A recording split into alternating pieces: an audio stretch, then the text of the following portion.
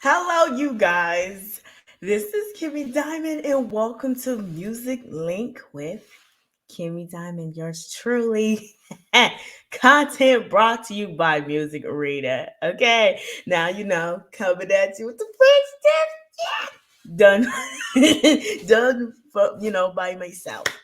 So this is gonna be a great episode. I cannot wait to dig in. So have y'all popcorn, beverages, anything that you want ready. And so we finna get into it. Now we finna start with bar time. Bar time is a segment of the show where we talk about singles that was recently released by artists.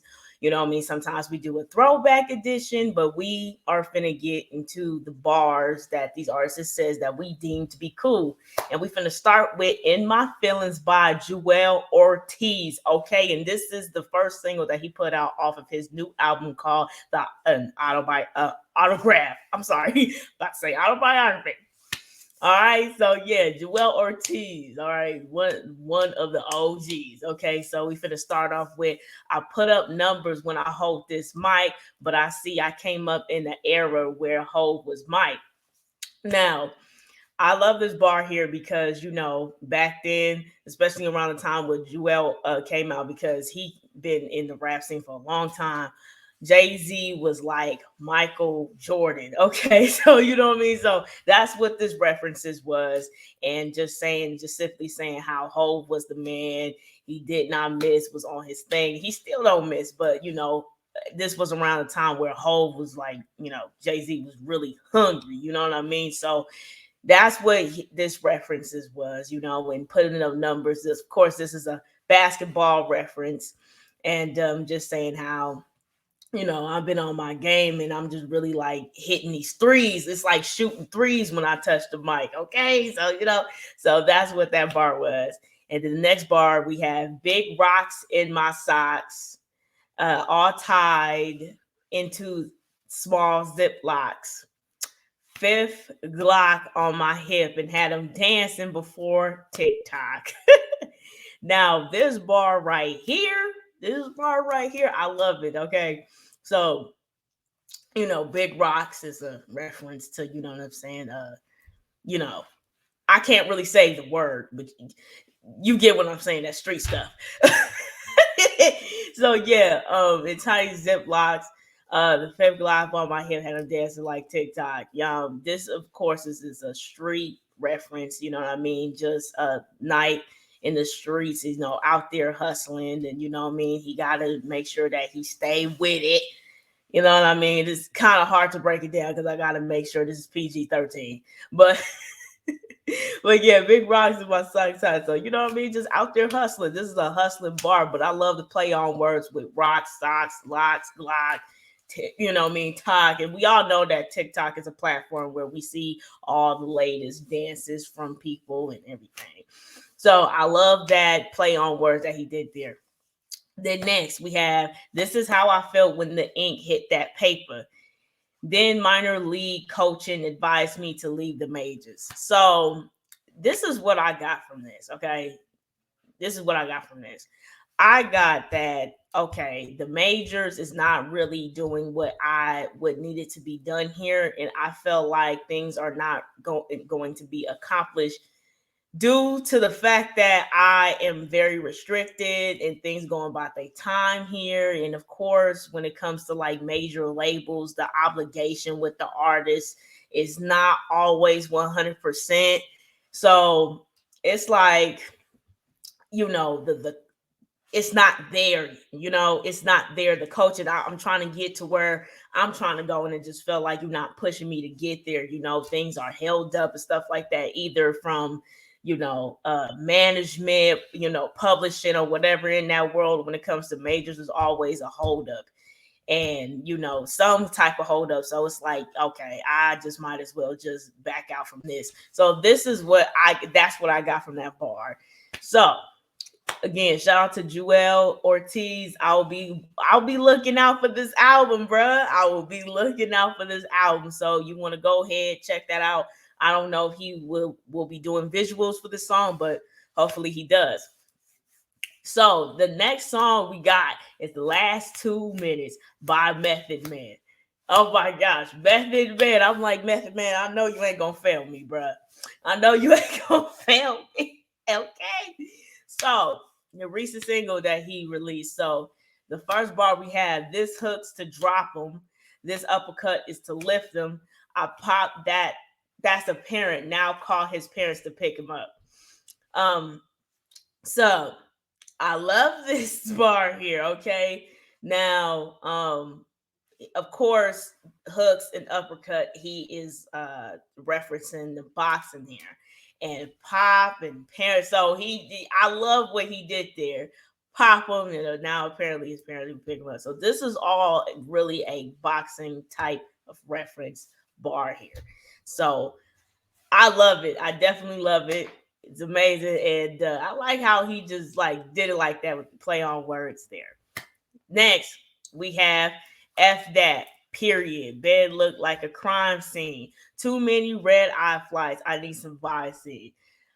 Okay, so period. Menstrual cycle. Okay, bed looked like a crime scene. It looked bloody.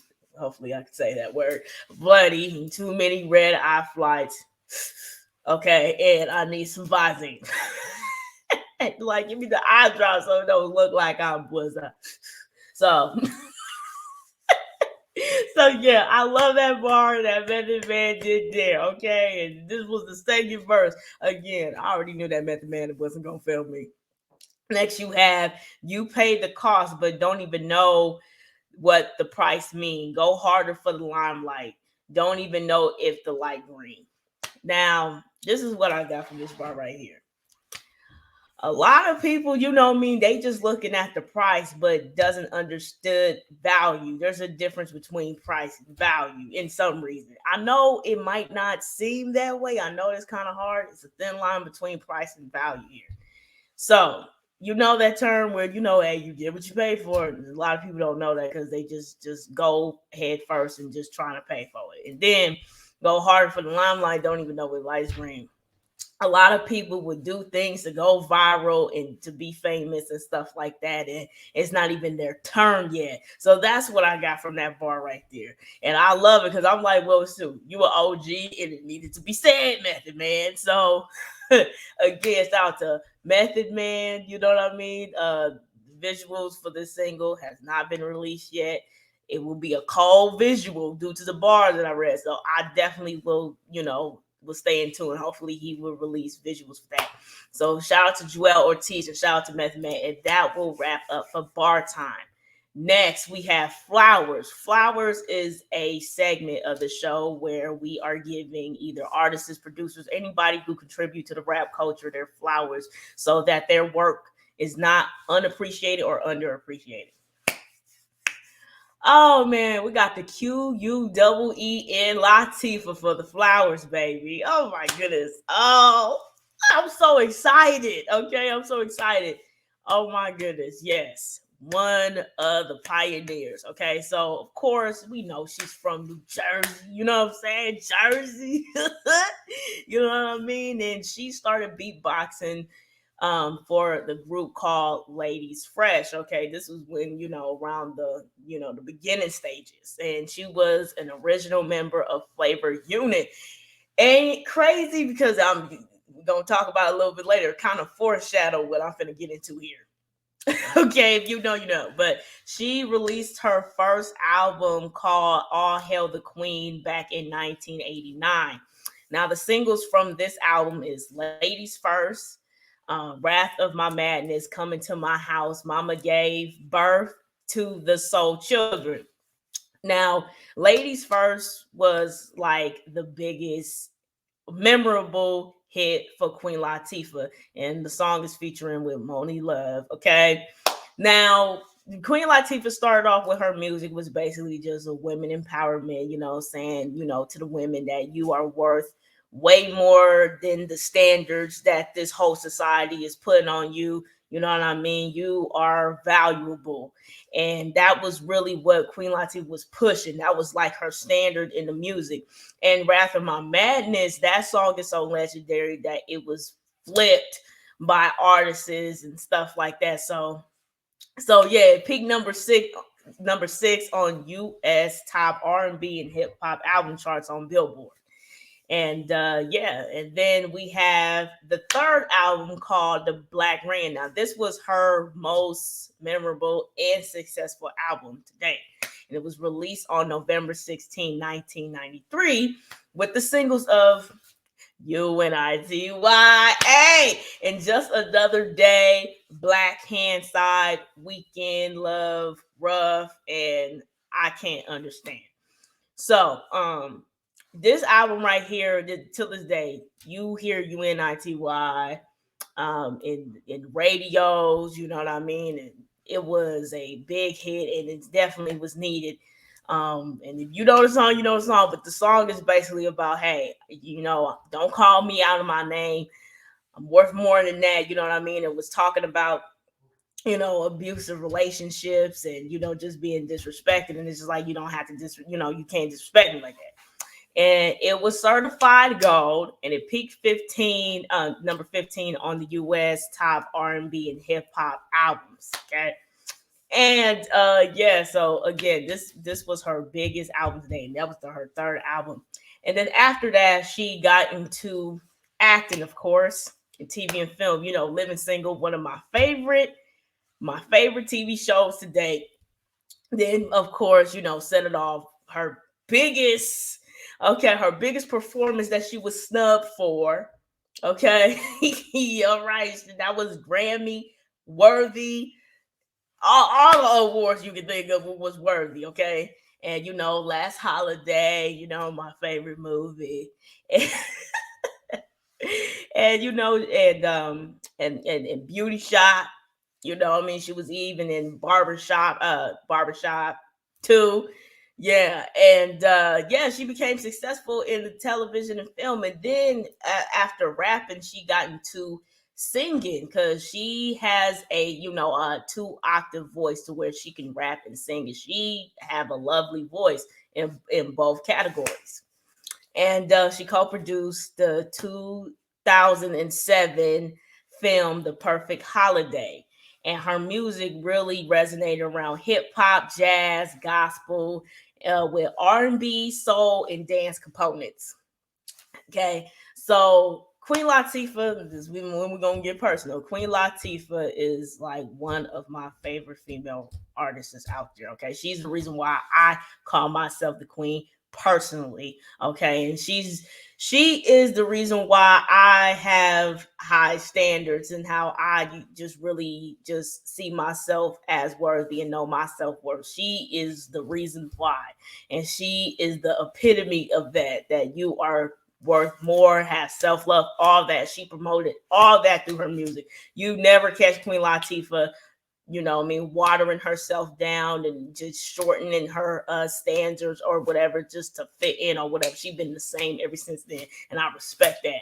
And and of course that's my favorite. She's my favorite. So again, shout out to Queen Latifah. Okay, so yeah, give her her flowers, man. Give her her flowers. Y'all better give her her flowers, okay?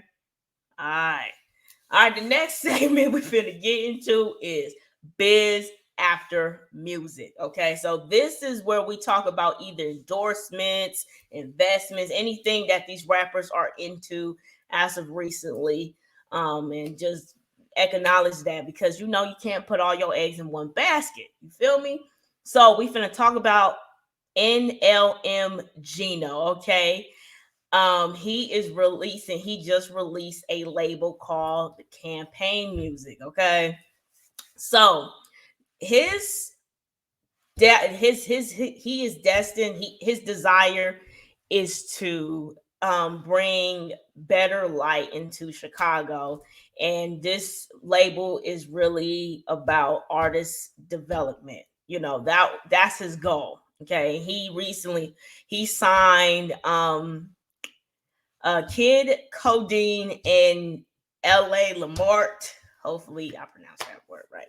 But he want to offer job opportunities for local artists and, just teach different elements of the music business. So that's is his main goal there, and his attention, like I said, is to bring positive light to Chicago. This is a good idea, and this is a good deal, especially when when you're from a city where it's when you around destruction and chaos, you just want to go out your way to do something better, and just to change the atmosphere of your city. And I do admire that, and I definitely want to make sure that he's acknowledged. So that's why he's on this episode, because that is a very huge deal. Okay, so shout out to NLM Gino. Okay, keep doing your thing, and I really hope that this label and all of your and you achieve this. I really hope so. We got Master P next. We got Master P with Big Papa's Burgers. He thinking about opening up in Nashville. Yes. Big Papa's Burgers. He was thinking about it. And I said recently in the previous videos how Tennessee, Nashville, Tennessee is like Master P's second home. So he was thinking about opening up a restaurant out there, which is cool. So, which is very cool. And this was opened back in 2019, and it was named after his grandfather. So this is a big family deal. And his signature meals is make them say burger. Okay. Okay. And Big Papa's Louisiana chicken and waffles. Okay. So that's the signature meals from this restaurant here. And again, shout out to Master P. We already know that when it comes to Master P, he would do anything for the community. He just put the weight on his shoulders for the community just to help them out. And of course, he's a pioneer. So again, shout out to Master P and NLM Gino. Keep doing y'all thing here. Next, we're going to get into compare and contrast here. So this is a segment that we do here that either artists, producers, probably something different in the future here. And we just compare and contrast. They might be similar. They might deem to be similar. However, they are different. Okay. Boss and Yo-Yo. Okay. Where my West Side ladies at? Okay, Boss and Yo-Yo. Okay, so all right, so they both, grew up in LA. Okay, all right, yeah, you know what I'm saying. And they both contributing to West Coast gangster rap. Okay, they both was talking that gangster stuff here. All right, so let's get into Boss real quick. Now, Boss, she was born in Detroit. However, after graduating high school, she went to LA. And she was signed to Def Jam West. She was signed to Def Jam West. And she was discovered by associates of DJ Quick. Okay. And Born Gangsters was an album, her only album, and her first album to date. However, it was memorable. Okay. There's some songs on there that is played in TV shows and all that, Drive By is my personal favorite song. I know that sounds crazy, but it's my personal favorite. Okay. And her music was extremely hardcore. Okay. Extremely hardcore. Like, she was rapping in a tone and in the space where a lot of dudes like rapping, and she was one of the first ones to do it. It was like, man, like, one of the first ones. Okay. And she worked with Eric Sermon, James, Jam Master Jay. You know what I'm saying? So, she was really like working with the greats. Okay. And this was her first album, first only album. All right. Next, gonna get into Yo-Yo. She was signed to East and West America. Well, East West America, not East and West. I'm sorry. And she is the female protege of Ice Cube. Okay, so that was the deal. And her music promoted women empowerment, just really knocking down misogyny and sexism, in the world, especially hip hop. And she released 4 albums in her career, and she crossed over to acting. Now, I know y'all remember her as Key Lolo and Martin. She was on New York Undercover and Moesha. Like, she crossed over to that in the acting world, and she's very good at acting, And these two ladies right here, okay, these two ladies right here, when it comes to the West Coast music, especially as females, they are the first ones to do it. You know what I'm saying? So, of course, I have to make sure that they are acknowledged, and we got to make sure that they are acknowledged because they was the first one to do it, especially out here in the West Side. You know what I'm saying? So, and they both came out in the 90s as well. All right. So, again, shout out to Boss, shout out to y'all. You know what I'm saying? Okay. That West Side stand up. Next segment that we got is Returning to the Capsule. This is a 2001 edition. Okay. 20 years. All right. All right. 20 years. Okay. So, this segment, you just gonna dig into the albums, you know what I mean? Do some personal touches on it. Okay. First, we got The Reason by Beanie Mac. Okay. All right, The Reason by Beanie Sigel. Okay. It was released on June 26, 2001. Okay. And the singles is Beanie Mac Beat. I Move Blocks it. No, just and Think is a Game, okay? It peaked #1 on U.S. top R&B and hip hop albums, and it was his second album. Now, Get Down is personally my favorite song on the album. Okay, all right, produced by Just Blaze. Just Blaze went crazy on that song. Okay, with the scratches, the DJ scratches, and you know what I mean, even some samples from songs where you know what I'm saying that was on the Rockefeller roster. You know, which I find that he did that very smooth and very cool. Like, oh my gosh, man. Like, yo, this was around, you know, Just Blaze prime. Well, this was around Rockefeller's prime period. But, you know, but Just Blaze, man, when it comes to that production, I tell you, we talked about Just Blaze as of recently. When it comes to Just Blaze and that music production, he does not play. It's always hot fire every time. Every single time. You know what I mean? Just Blaze did that. Okay. And yeah, and for this to be his second album, I mean, when it comes to Beanie Mac, he's definitely one of those pioneers. Came from an era when it comes to hip hop, man. You gotta come with it. And when it comes to Beanie Mac, he's a bully when it comes to the mic. He bullies the mic when it comes to bars, the flow, the delivery, man. Like, golly, man, this was around a good time. So shout out to Beanie Bang and The Reason. Okay, so again, man, if you like a 2000 baby or whatever, because you know you was 1 year old, you damn sure wasn't listening to no Beanie Bang. Listen to that if you're a real hip hop. If you're a real hip hop baby, go listen to that. And I'm telling you, you're gonna be like, dang, like you would think that Bean's talking to you. Okay, so that's the first one. And secondly, we have Broken Silence by Fox Boogie, Foxy Brown. Okay. So this is her third album, all right? It was released on July 17, 2001, 5 days after my birthday. But yeah, that's neither here or there. But yeah, the singles from this album is Oh Yeah, BK Anthem, and Candy. Okay, and it peaked #3 on U.S. top R&B and hip hop albums, and it was certified gold.